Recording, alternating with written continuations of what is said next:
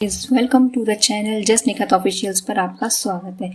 आज मैं आपसे शेयर करने वाली हूँ कुछ ऐसे प्रोडक्ट्स जिन्होंने मेरी ड्राई स्किन के खिलाफ साजिश रची है और मेरी मासूम सी स्किन को बंजर ज़मीन की तरह बना दिया। पर गलती शायद प्रोडक्ट्स की नहीं थी, मेरी थी। बस जिस प्रोडक्ट पर लिखा देखा suitable for all skin types वही खरीद लेती थी। अगर आप भी ये भारी मिस्टेक करते हो मेरी तरह तो कमेंट में ज़रूर बताइएगा। तो चलिए शुरू करते हैं। तो सबसे पहले बात करते हैं चेहरे से मैल की परत धोने वाले उत्पाद की, यानी प्रोडक्ट्स की। तो मुझे ये नहीं पता था पहले तो कि ड्राई स्किन वालों को हाइड्रेटिंग, फोमिंग और SLS, SLES जैसे केमिकल्स फ्री फेस वॉश और क्लींजर यूज़ करना चाहिए। और क्योंकि ये स्किन के लिए स्किन का जो ऑयल होता है ना वो रिमूव कर देता है।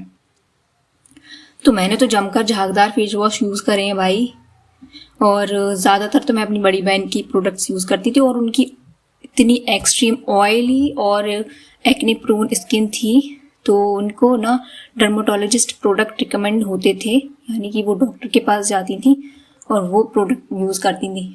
पर मैं तो छोटी थी और मुझे था स्किन केयर का बहुत ज़्यादा शौक, तो मैं क्या करती थी उनके ना अपनी बड़ी बहन के प्रोडक्ट्स यूज़ करती थी।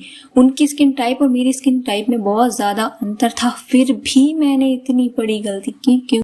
और एक बार तो मैंने हद ही कर दी थी। मैंने अपनी बड़ी बहन का जो डर्मेटोलॉजिस्ट ने क्लींजर दिया था ना, मैंने उसको लोशन समझकर ओवरनाइट अप्लाई करके सो गई थी मैं, क्योंकि मुझे पता नहीं था कि मतलब क्लींजर है या लोशन है। उस पर क्लींजिंग लोशन लिखा हुआ था, तो मैं छोटी थी तो मुझे मालूम नहीं था। 8-10 साल पुरानी बात है, ज़्यादा छोटी नहीं थी पर हाँ।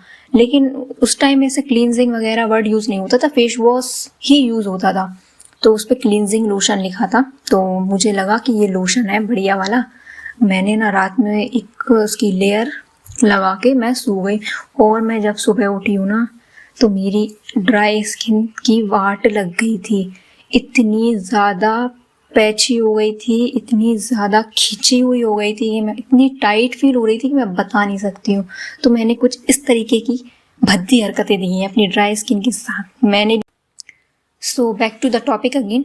और ये रहे वो फेस वॉश जो मेरी स्किन को ड्राई बना रहे थे पर मैंने फिर भी नोटिस नहीं किया। तो सबसे पहला है Pond's bright beauty face wash, Himalaya neem face wash और गार्नियर फेस वॉश। ये तीनों मैंने बहुत यूज़ किए हैं बहुत, और फिर मुझे बाद में पता चला कि ये मैं कितना भी कुछ भी लगा लूँ अच्छे से अच्छे प्रोडक्ट, ये मेरे फर्स्ट स्टेप है जो मैंने गलत ले रखी है। ये प्रोडक्ट मैंने गलत खरीदे हैं। तो तब मुझे पता चला और मैंने नोटिस किया कि हाँ वाकई ये वो प्रोडक्ट हैं जिनकी वजह से मेरी स्किन बहुत ज़्यादा ड्राई और खिंची खिंची हो रही थी। बात करते हैं मॉइस्चराइज़र्स की। और तो मैंने काफ़ी एक्सपेरिमेंट्स किए हैं इस चीज़ में।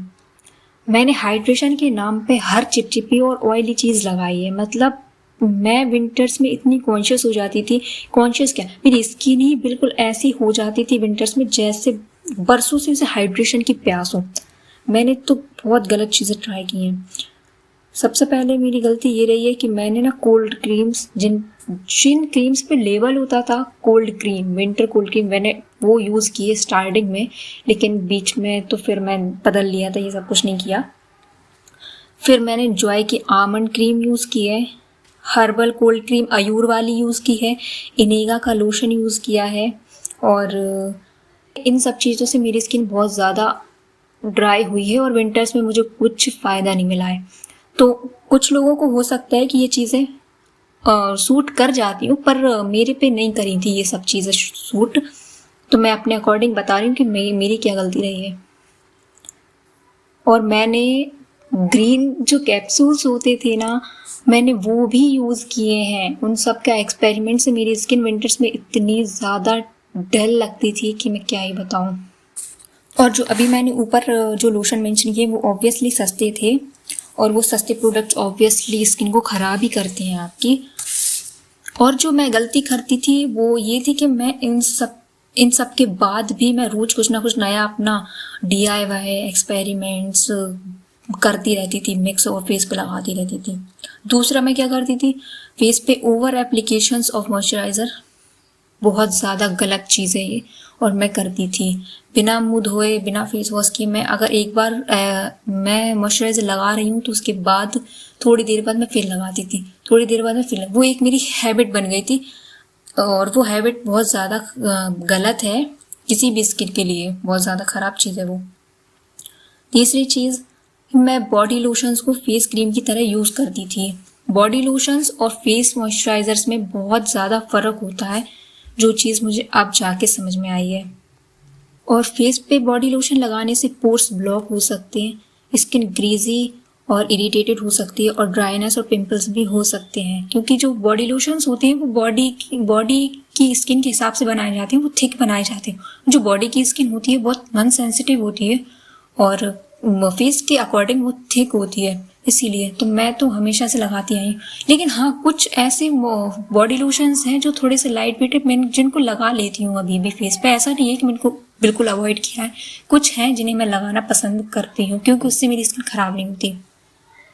और मेरी ड्राई स्किन थी और उसके बाद मुझे ये सब चीज़ों को जल्दी बंद करना है, इन सब गलत आदतों को, तो मुझे ये पता इसलिए नहीं चला क्योंकि मेरी स्किन कभी भी सेंसिटिव नहीं रही है।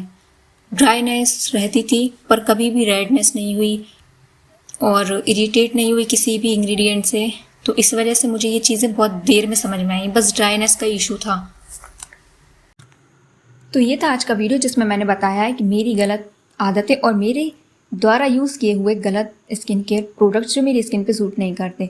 और आप भी जल्दी से जाओ और कमेंट में बताओ कि आपने कौन कौन से प्रोडक्ट ऐसे यूज़ किए हैं और कौन कौन सी ऐसी मिस्टेक्स की हैं जो आपकी स्किन पे भारी पड़ गई हैं। और वीडियो अच्छा लगा तो लाइक करें, सब्सक्राइब करें।